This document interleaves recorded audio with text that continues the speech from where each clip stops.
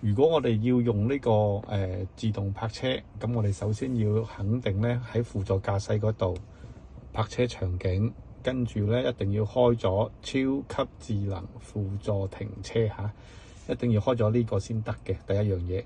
跟住我哋架車慢行嘅時候咧，佢會 detect 左右兩邊有冇車位嘅，有車位着呢個藍色框。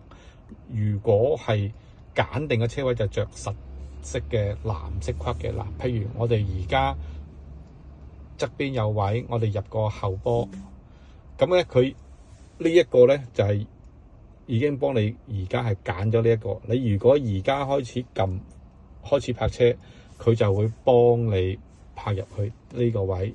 如果你唔中意呢個位，你可以泊呢個位嘅話咧，你就揀啦，篤一篤佢，跟住咧你就可以開始泊車啦。一撳咧，跟住你就可以縮手同埋縮腳，跟住咧架車咧就會自己嚟噶啦。跟住架車就會自己揾位，自己泊咯。咁你可以隨時停嘅嚇。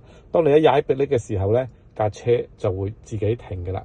咁佢而家繼續都係自己行緊嘅，佢都話俾你聽個軌跡係點樣嘅。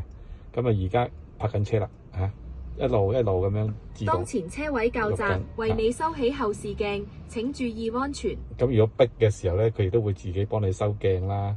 咁佢又會幫你睇下後邊有幾多啦。咁啊，所以好方便嘅。咁留意呢，一定自動泊車用緊，一定有個藍色掣着咗嘅嚇。完成嘅時候，佢話俾你聽完成咯，跟住會幫你入翻parking波咯。咁你就可以落車鎖門，就完成咗自動泊車嘅啦。